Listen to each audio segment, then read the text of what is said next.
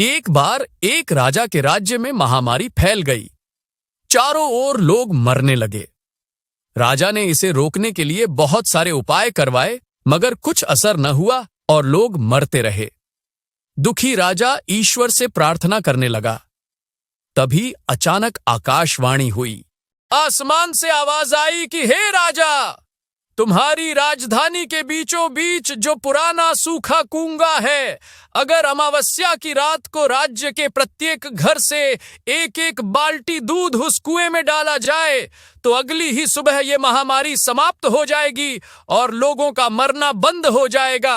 राजा ने तुरंत ही पूरे राज्य में यह घोषणा करवा दी कि महामारी से बचने के लिए अमावस्या की रात को हर घर से कुएं में एक एक बाल्टी दूध डाला जाना अनिवार्य है।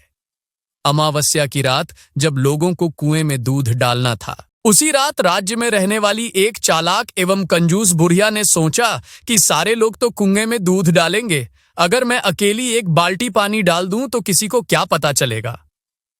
इसी विचार से उस कंजूस बुढ़िया ने रात में चुपचाप एक बाल्टी पानी कुएं में डाल दिया। अगले दिन जब सुबह हुई तो लोग वैसे ही मर रहे थे। कुछ भी नहीं बदला था, क्योंकि महामारी समाप्त नहीं हुई थी। राजा ने जब कुएं के पास जाकर इसका कारण जानना चाहा तो उसने देखा कि सारा कुआं पानी से भरा हुआ है। दूध की एक बूंद भी वहां नहीं थी। राजा समझ गया कि इसी कारण से महामारी दूर नहीं हुई और लोग अभी भी मर रहे हैं।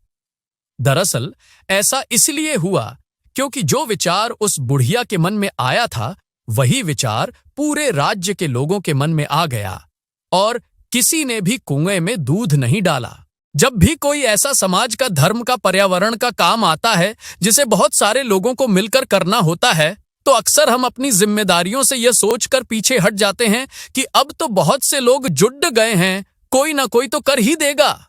और हमारी इसी सोच की वजह से स्थितियां वैसी की वैसी बनी रहती हैं। अगर हम दूसरों की परवाह किए बिना अपने हिस्से की जिम्मेदारी निभाने लग जाएं, तो समाज में ऐसा बदलाव ला सकते हैं। अगर आपको कहानी अच्छी लगी तो लाइक शेयर जरूर करें। धन्यवाद।